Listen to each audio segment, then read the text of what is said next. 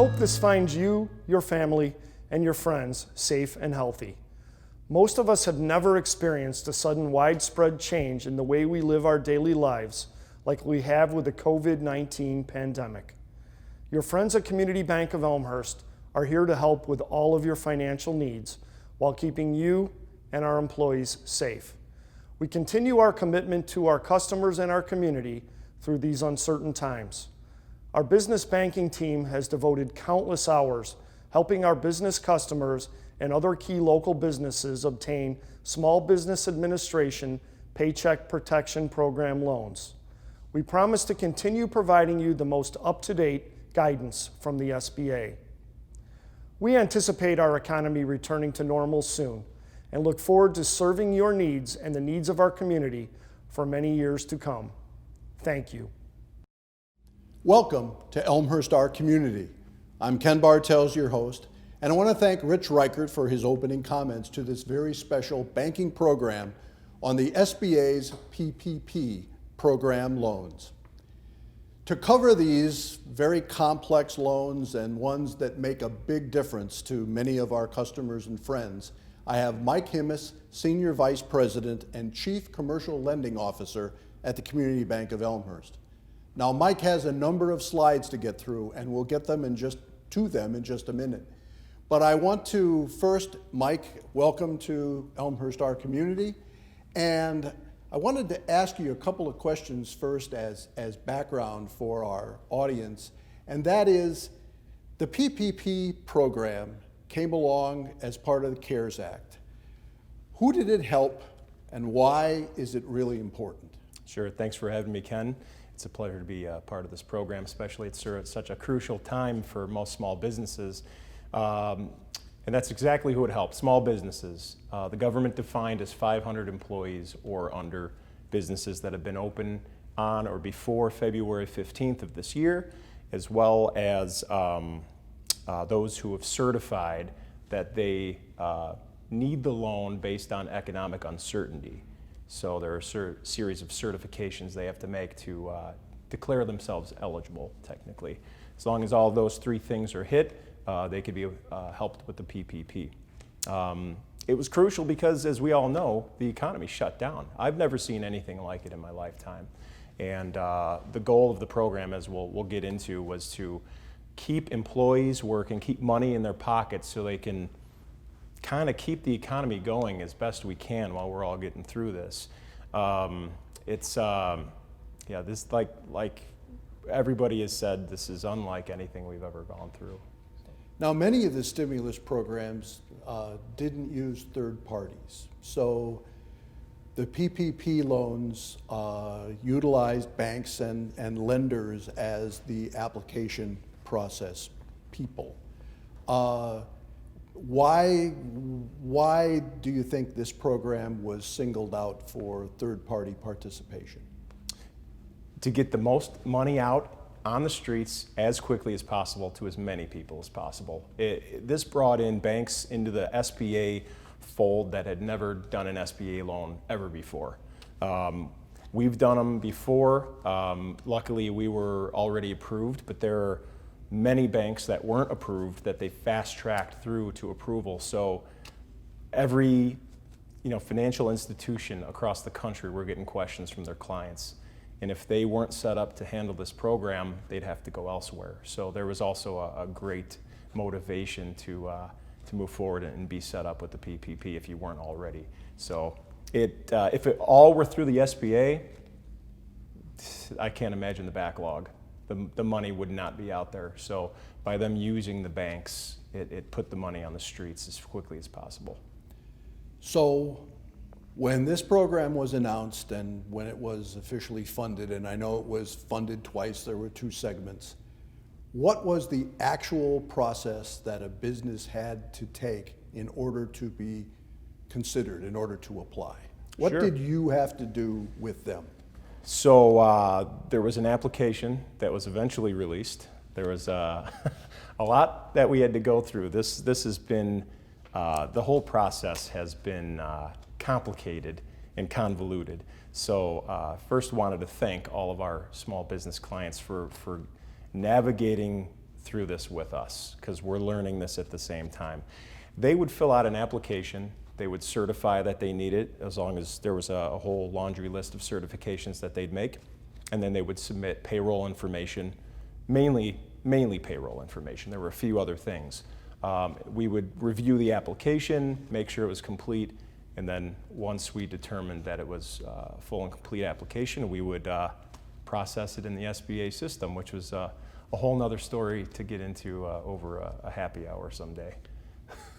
Now, as Community Bank of Elmhurst, I know we were obviously first and foremost working with our customers, but I understand we also worked with non-customers because it was so important to get these people their funding. Sure.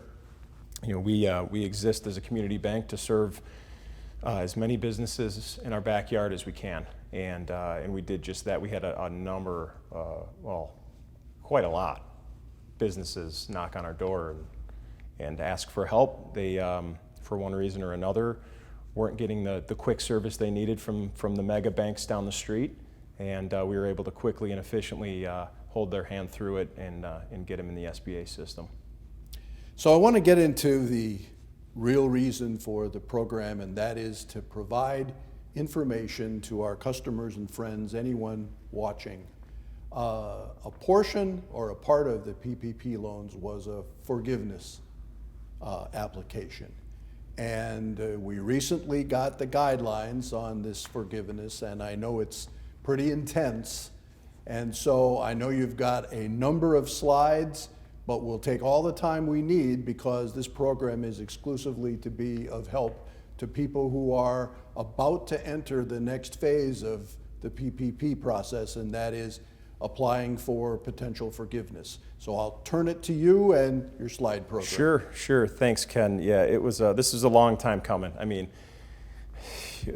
you'd think that they would have released the forgiveness instructions up front, but it's been a work in progress all along the way so far. So I'll get right into this. And listen, some of this is complex, and it's really going to take probably 2 or 3 read-throughs of your 11-page application.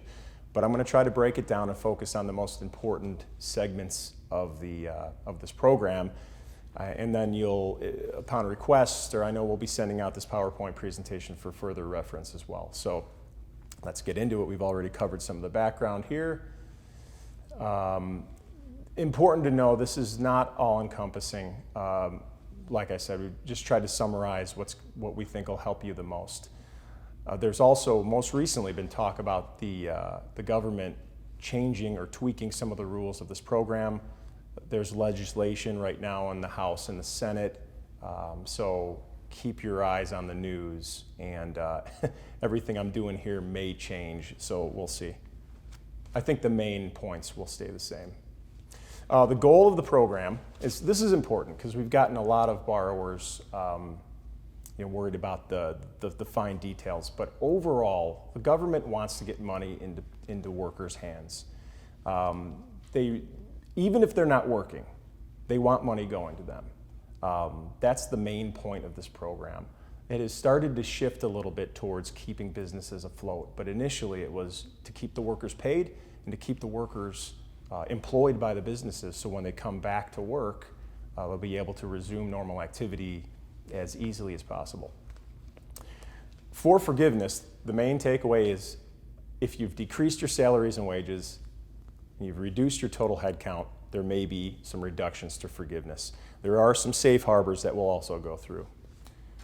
Key dates here, you can kind of read through these first ones on your own. The loan disbursement date is the actual start of the covered period date. You also want to know 8 weeks after that what your end date is. The alternative covered payroll period is really allowed by the SBA to help reduce administrative burdens on borrowers as well as their payroll companies. It's optional. So if your payroll is biweekly or weekly, then you have the option to select this program. You basically can line up your payroll cycle so you're not messing around with as you'll see in the next few slides, the definition of what's included in those periods. It's a little bit more complicated if you choose the covered period, although you might be able to include more payroll, so it might be advantageous to do that. February 15th is a key date. Make sure you were in business by that date, and that some of the non-payroll costs have to be in place by that date as well. So there's a lot here, but this is a really important slide. There's two sections to pay attention to: full-time equivalents and salaries and wages. The periods to use for the FTE, you'll have to calculate, and this is going to be a lot up front, but you could start working on it right away. You don't have to wait until you submit your forgiveness to start pulling together this information. The first is your total average FTEs and your choice between February 15th and June 30th of 2019, or the first 2 months of this year.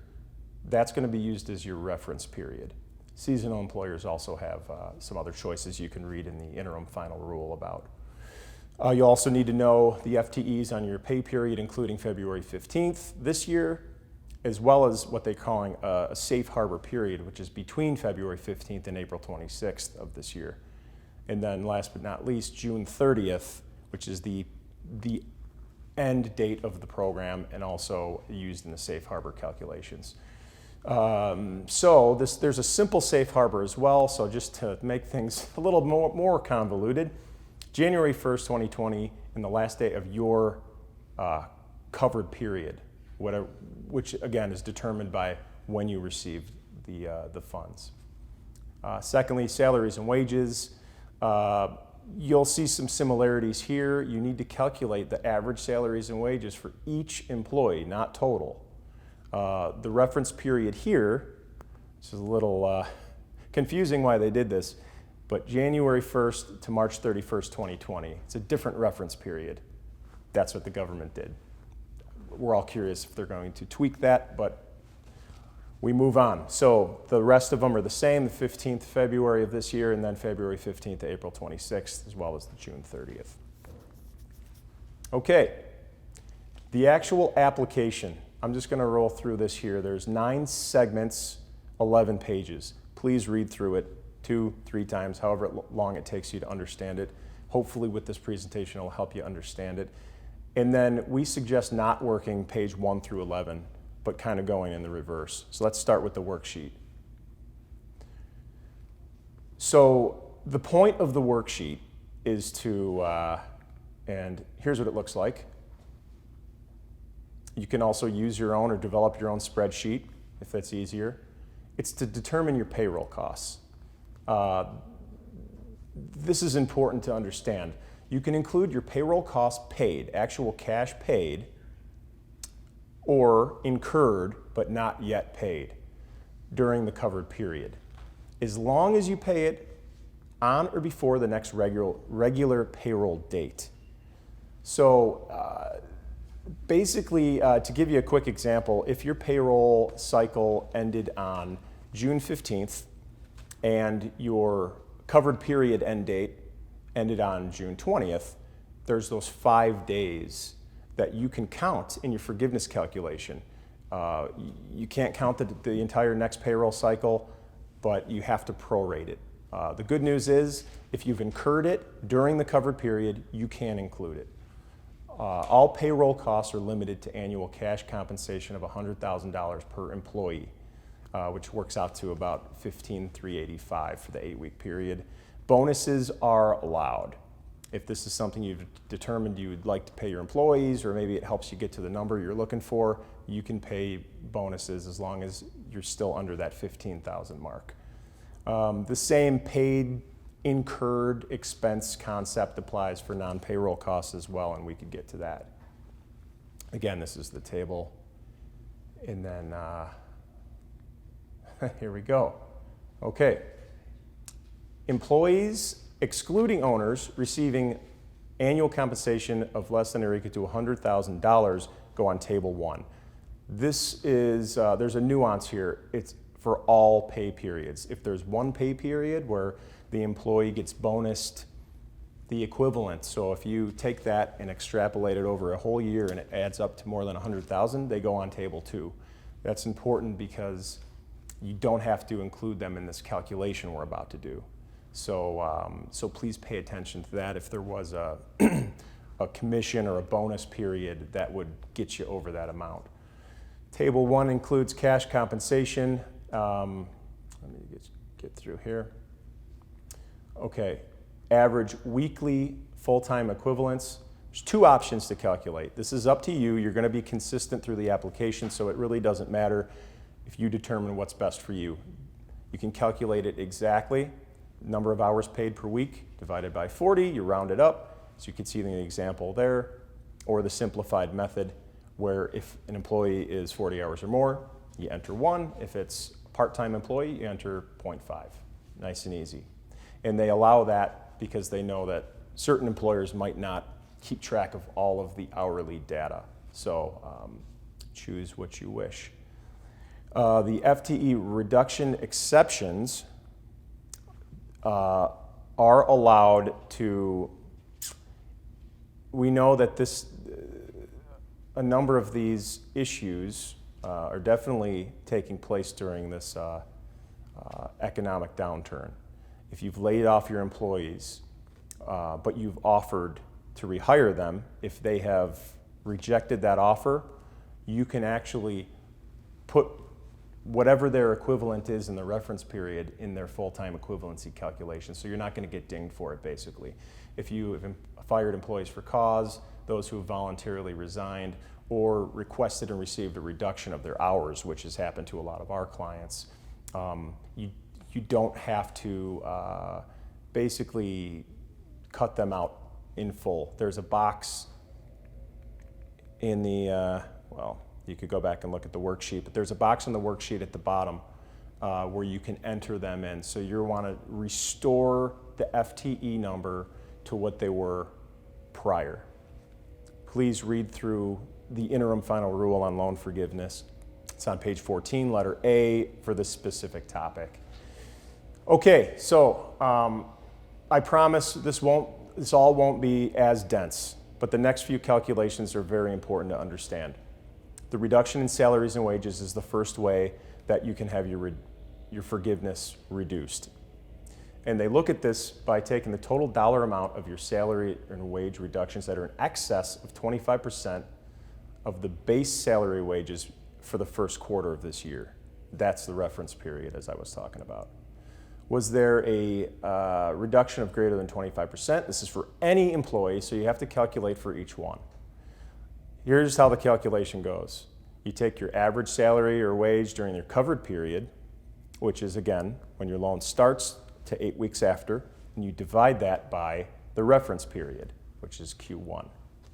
If it's less than 25%, you're good. Enter 0 in table 1 for that employee, and I know this is going to be the case for a lot of our clients. If there's 0 for all employees, you're fine with this test. You can ignore the safe harbor calculations and move on to table 2. If it's greater than 25% and no safe harbor applies, this we'll look at below, follow the calculation on pages 7 and 8 of the application. So you're going to want to determine the dollar amount difference over the 8-week period between the actual percent decrease and the allowable reduction limit of 25%. So you'll boil this down to a dollar amount and you'll write that in table 1. Here's a quick example. I won't go through it here, but what I will point out is from the calculation, you reduced it by $300. If the allowable 25% is $250, that $50 per week times 8 is what you need to write in. Okay, so if you do determine that you do have some reduction, you're going to want to look to see if the safe harbor applies. This could kind of get you back down to a 0 reduction for salaries and wages. This is where they put in that safe harbor period, that February 15th to April 26th. Don't know why they picked it. It seems to be when the downturn kind of happened. If it's greater than a 25% reduction, and during that period, your annual salary and wage is greater than or equal to the figure as of the beginning of that time period, if you paid your employees more during that time period, no safe harbor applies, and you'll just perform the calculation. If you paid your employees less during that period, which is most of what happened during the downturn, we're assuming, you'll proceed to this calculation that compares your average salary and wage from the pay period, including February 15th, to the end date of the program, which is June 30th. If your June 30th average is greater than or equal to your February 15th average, congratulations, you've met the safe harbor and you can enter 0 for that employee. You want to perform this for every employee. If not, again, you'll move on to the calculation to determine how much you'll have to write in. This is what Table 2 looks like. Table 2 is for all employees over $100,000. As you can see, the salaries and wages reduction is not in there, only applies to those making less. Again, I mentioned this before, but if they are above $100,000, the equivalent in any pay period in 2019, you want to make sure that you're including them in this table. It's cash compensation, FTE. And so once you have these two tables completed, you have your total average full-time equivalent employees number during the covered period. Okay. So part 2, we're halfway through the dense subject matter. Any full-time equivalent employee reductions. Okay, so follow me here. This is kind of confusing, but I'm going to read it anyways. In general, a reduction in FTE employees during the covered period or the alternative payroll covered period, if you chose it, compared to the reference period, reduces the loan forgiveness amount by the same percentage as the percentage reduction in FTE employees. What the heck did I just say? The percent with which you reduce your head count, you'll also reduce your forgiveness. So, briefly looking towards Schedule A, again, we're on the worksheet still, but Schedule A actually has the calculation, lines 11 to 13. Here's what it says. Total average full-time equivalency during the covered period divided by total average full-time equivalency during your chosen reference period. Remember, for FTE test, you can choose one of 2 periods. For the salaries test, it's Q1. So if your calculation results in 1.0 or more, you're fine, no FTE reduction. If it's less than 1, you might still have a way to kind of get it back to 1, which is one of 2 safe harbors that they allow. The first, as we call, is FTE simple safe harbor. There's no separate calculation on the worksheet. They basically threw this in to the Schedule A to, it's a checkbox. So I suggest you start here and do your calculations. If you have not reduced the number of employees or the average paid hours of your employees, which is important because if they weren't working but they were still paid, that's important to distinguish. Between January 1st and the end of your covered period, you've earned the safe harbor and can enter 1. And you're trying to get to 1, so 1 or more doesn't reduce your forgiveness. If the above is not satisfied, you have one more chance for the safe harbor, and then we'll, as I call it, the standard safe harbor, which is here. Again, you see that same time period, February 15th to April 26th. If your FTE during that time period is less than or equal to the total FTE during the pay period at the beginning of it, including 2/15/20, if you've reduced your head count during that period, you'll perform this calculation to see if there's a safe harbor. Page 9 is the calculation, and again, it's using total head count.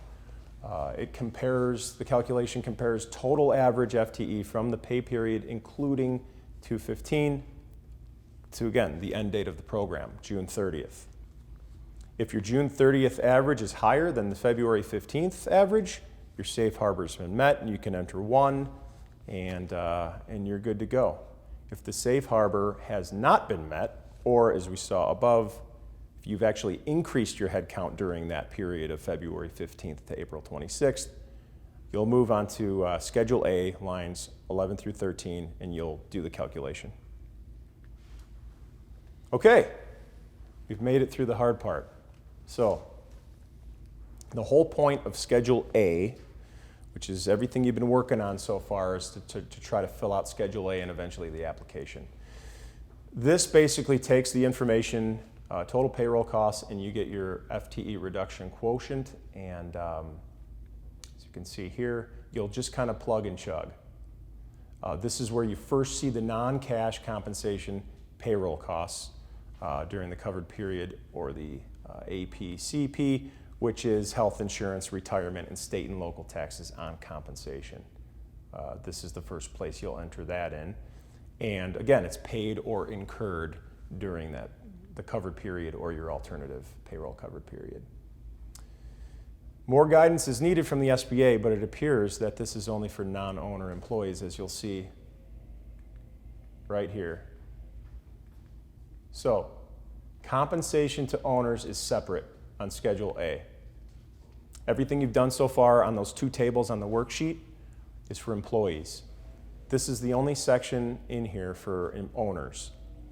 They limit your compensation to the 8-week equivalent of your 2019 compensation, or a maximum of $15,385 across all of your own businesses. So if you own 3 businesses and they all applied for PPPs, the total of your compensation across all those businesses can only be the equivalent of $100,000. SBA guidance states that they're capped by the amount of their 2019 employee cash compensation and employer retirement and healthcare contributions made on their behalf. But based on how that reads, we're still unclear whether that's included in the 15,000 number or whether it's separate. So we're going to wait for clarification and some FAQs from the SBA on that. Okay, we've had a lot of independent contractors apply. Realtors, financial advisors, also sole proprietors and self-employed. They are limited to apply for forgiveness by their owner compensation replacement. They take your 2019 net profit as reported on your Schedule C, and it's to a maximum of $15,385. No additional forgiveness is provided for retirement and health care contributions, as those are paid out of your net. Okay, and at the end of this one, you just total up all your payroll costs. Okay. And again, as we did above, we find the full-time equivalency quotient. So you make the calculation, and I have an example there that you could read through. And if no safe harbor was met, you'll use the quotient on your application. Here's an example if you're curious to know how you might want to lay out. This is courtesy of a presentation that BKD did. And then move on to the calculation form. So this is the easiest part, actually, applying for the forgiveness. You just plug in all the data you already did. Employees at the time of the application and forgiveness application, it doesn't appear that these matter at all. Of course, the disbursement date, which is the start of your covered period, if you're using the covered period. And then the EIDL advance amount, I'll talk more about that in a minute. The frequency of your payroll, and then, of course, when your covered period is. So there's a few sections on the actual application for forgiveness. The first is payroll and non-payroll costs. You're going to plug those in, and then the next 3 are the first time you've seen that. You'll want to put in your mortgage interest payments, rent or lease payments, or utility payments in this section here. Again, paid and incurred, as long as you prorate it for the amount of time that's included in your covered period. Prepayments are excluded. Section 2, we need to adjust, make some adjustments and determine the FTE. So the salary wage reduction that you've already established on the worksheet, you'll take your total eligible costs and you'll subtract that out. And you'll plug in the quotient that you already determined, and then we'll move on to section 3. There's 3 separate forgiveness amounts. You need to calculate all 3. As a bank, we're required to review these calculations. The modified total takes your adjusted eligible cost that we just talked about and multiplies it by your reduction quotient. Again, if that's 1.0, there's no reduction there. The PPP loan amount, or to make sure you've spent no less than 75% of your PPP on payroll, you make this calculation. And then section 4, you've made it. Congratulations, you choose the smallest of the above amounts. Okay. Please, on page 4 of the application and page 3, make sure you know what the certifications say. This is crucial. Of course, they have language in there. It's penalized by law. So know what you're signing, know what you're initialing, and I can't stress that enough. They also have a demographic information form. So if you want to go ahead and help the government out, do it. If not, don't worry about it. Okay, here's what you need to get us. Calculation form, your Schedule A, not your Schedule A worksheet, just the Schedule A, payroll information, FTE information, non-payroll information. Please review the specifics on page 10. I won't go through them here. And we can't make a decision until we receive all of it. So please wait to have everything until you send it along to us. And again, this is what you're not required to submit. Oops, let's just see that for a minute. Okay. All right. Important takeaways. And I hope all of it comes on the screen here, but it's a borrower-driven process. I think there's a bullet point that's missing, so in the final version, we'll make sure you get that. But this is up to you to fill out, work through the calculations. We can't do it for various reasons, but we can certainly hold your hand through it, help you understand it, and do whatever we can to make it easy. Again, we will review the application, confirm your certifications and calculations. We will make an initial decision, but it's up to the SBA ultimately to decide on your forgiveness. There it is. Okay. Okay, so let's stay on this one for a minute. A lot of you have applied for the Economic Injury Disaster Loan. A lot of you have received grants or advances, whether it's $1,000, $2,000, $3,000, $5,000.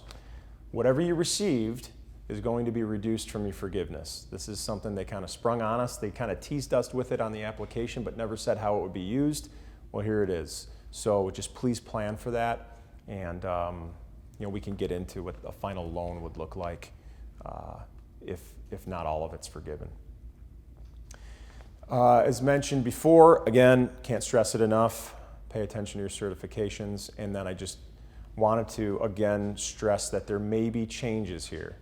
The government is looking at how they could make it better, maybe extend the 8-week period. Nothing is done yet, nothing's set in stone. There's a few different proposals out there, so please just keep your eyes on the news and treasury.gov. Okay, I have 4 important dates. Make it 5.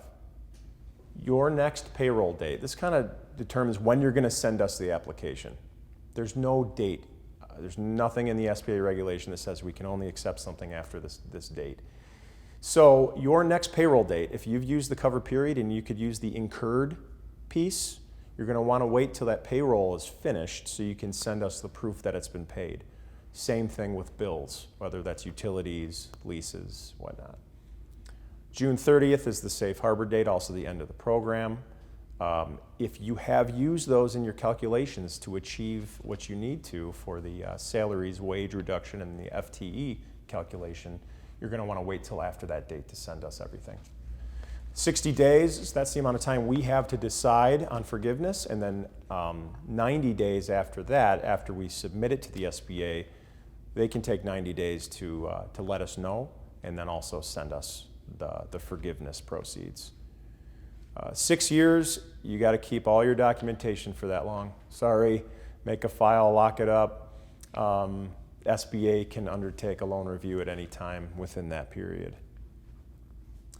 Okay, Google Forbes PPP Deep Dive. It's a great article. It really, really helped me when I was trying to understand all of this. And then last but not least, please call us, contact who you've been working with, or send us an email to inbox we set up specifically for the program, ppp@communityelmhurst.com, or visit the websites for additional info. So thanks for sticking with me through this overview. And again, we'll get this presentation out if you want to review in more detail. Thank you. Well, thank you, Mike. That's obviously intense, a word you used, complicated, a word you used, and might be pretty daunting for some folks until they get into it. So obviously, Community Bank of Elmhurst staff, yourself included, are going to be reaching out to folks that we've been working with on these PPP loans from the beginning. One question I did have, if you're all said and done and you didn't spend all the money, what happens to that? Sure. So that money is technically not eligible for forgiveness. That would turn into a loan with the bank. It's amortized over, well, it's a 2-year term, but based on the first 6 months being free of any payment, it's amortized over 18 months at a rate of 1%. Or you could just pay it off. Or you could pay it off. Right. Yeah, if you haven't used the money, right. Sure, go ahead and pay it off right away. Okay, all right. Yep. So it's early, and I know it's early, and I'm not trying to put you on the spot, but has this program helped? How has it felt as a commercial lending officer? How has it felt to deal with people going through this crisis as business owners? It's been intense, but it's felt amazing to help. It has. We've come through at a significantly important time. I mean, this is crucial. This is probably the most important work I've ever done my whole career. I've told a lot of people that, and never once in my career has what we're doing now had such an impact on small businesses. Unfortunately, we're in this situation, but we go to work every day trying to help out as many small businesses as possible, and I'm proud to say that we've helped out 250 of them so far. We're a small family-owned community bank, so we've had pretty much every employee who works here focused on this. It's very rewarding, and it truly is a godsend to small businesses.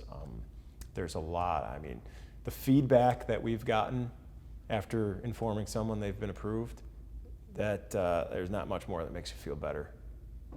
It's been amazing. Well, you and your team have done a great job, not only for the community bank, for the community and our customers and friends. So thank you very much for joining me on this very unusual Elmhurst Our Community program. Thanks for your patience during it. I want to thank Rich Reichert, who led us off today. I want to thank Mike Himmis again for taking us through a very complex thing, and probably something you're going to need to reference and go back through several times as he did. Community Bank of Elmhurst is an important part of our community, and we try and do our best for our customers and our friends in every possible way.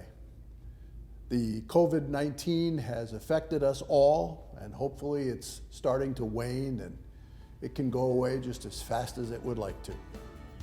For Elmhurst Our Community, Mike Himmis, Rich Reichert, I'm Ken Bartels, and we'll see you again.